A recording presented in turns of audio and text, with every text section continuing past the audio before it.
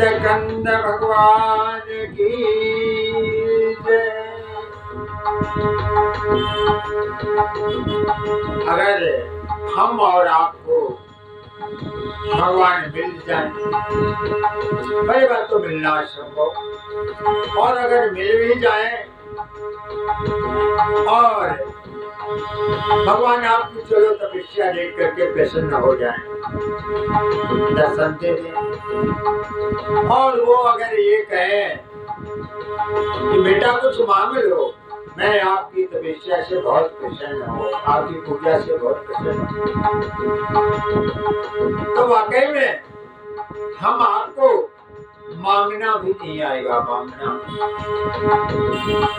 कि भगवान से क्या मांगू,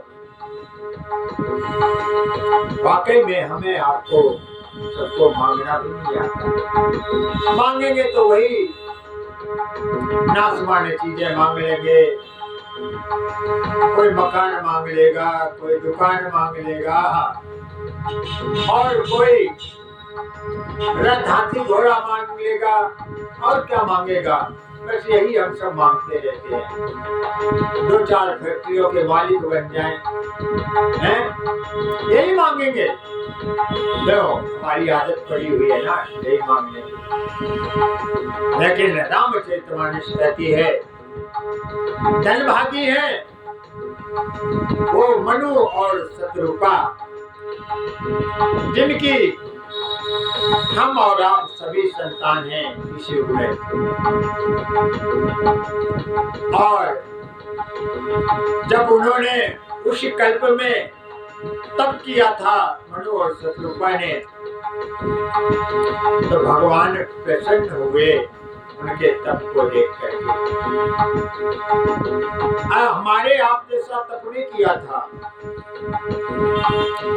कहते हैं जाने कितने वर्ष तक एक पैर से खड़े होकर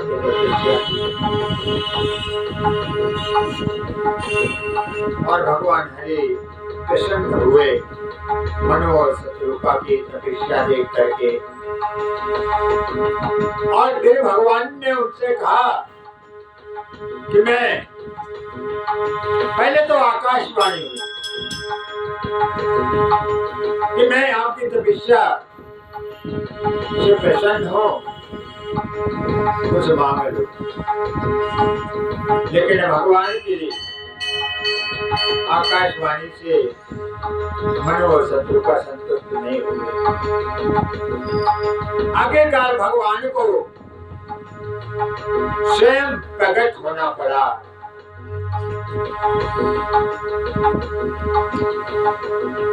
और वो स्वरूप कैसा था?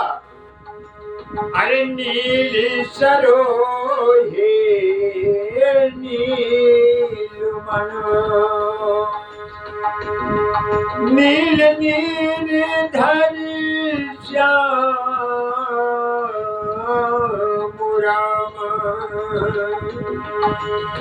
और लाजई तन शोभा निरखी, कोटि कोटि सती का मुराम। भगवान प्रकट हो गए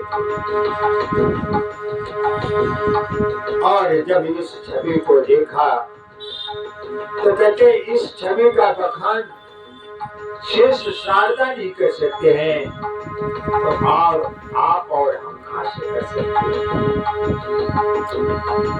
जिसकी उपमा कोई गा नहीं सकता है।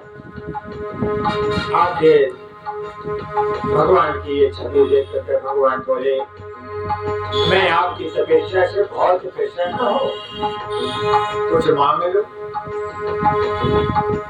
तो यहाँ पर मनु और शत्रुपा ने जो मांगा है, हम सबको सीखना चाहिए कि परमात्मा से वाकई में क्या मांगना चाहिए।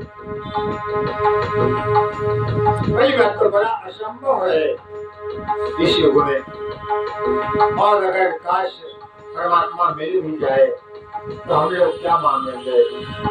क्योंकि मांगने की आदत है तो जाती नहीं। वही मकान है, दुकान, गाड़ी घोड़ा, यही तो मांगेंगे, धन दौलत वैभव यही मांगेंगे। लेकिन यहाँ पर मनु और शत्रुपा सुस्कार रहे हैं। जब प्रभु ने बार बार विनती की तो पता क्या कह रहे हैं, अरे सो तुम जानो अंतर्यामी, सो तुम जानो अंतर्यामी,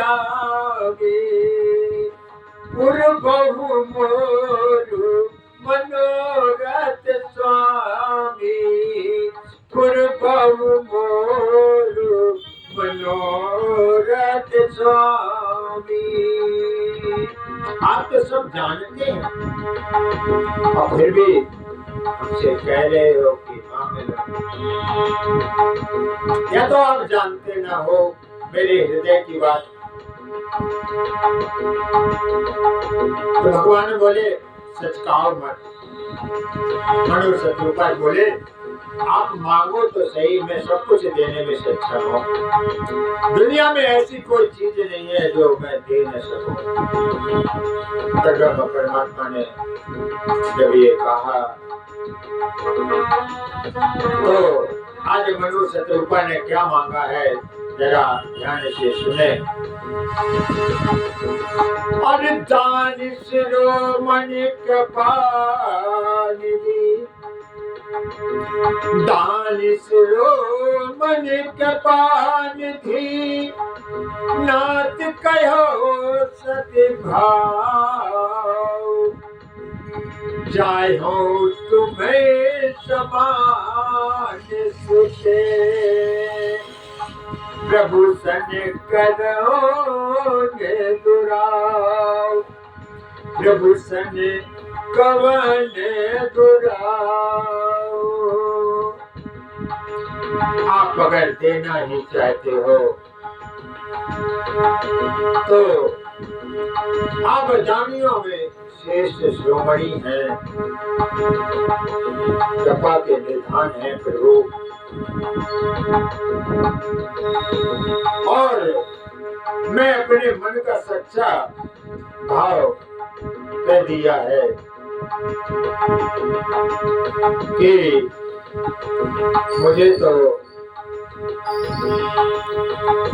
आपके समान पुत्र ही चाहिए। भगवान यहाँ पर विचार किया और भगवान तो जानते थे भगवान की ये लीला है, हम सबको विचार करना चाहिए। इनसे हमको बहुत बड़ी सीख मिलती है और सीख लेनी चाहिए।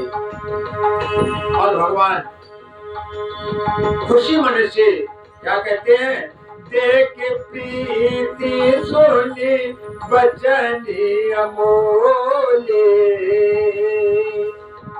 देख प्रीति सुनी बचनी अमोले, ये मत करो नानिध बोले, ये मत करो नानिध बोले। और क्या बोले हैं, अरे आप शरीर से खोजो का जाई, आप शरीर से कहाँ खोजो जाई, नित तब तन हो में आई। मैं कहाँ जाकर के अपना स्वरूप ढूंढूं। तो उन्होंने कहा प्रभु ने कि मैं स्वयं आपके यहाँ राजन पुत्र बन करके आऊंगा, लेकिन अभी नहीं। जब आप अयोध्या के राजा होंगे, आप दशरथ होंगे और शत्रुपा कौशल्या के रूप में होगी, तब मैं आपके यहाँ प्रकट होऊंगा। बोलो आनंद कंद भगवान की जय। और यही समझ करके वही परम पिता परमात्मा ने त्रेता युग में अयोध्या में दशरथ के यहाँ दशरथ के पुत्र प्राकृत रूप में होकर के भगवान उसी परिक्रमा परमात्मा ने लीला की है।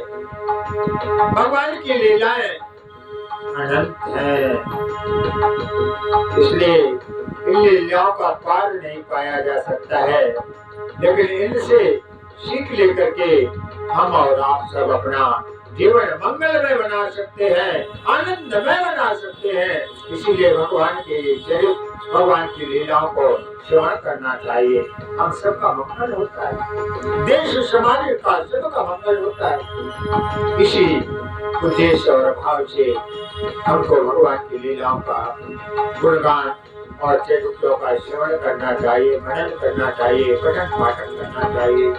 अनंत लाभ मिलता है। बोलो आनंद कंद भगवान की जय।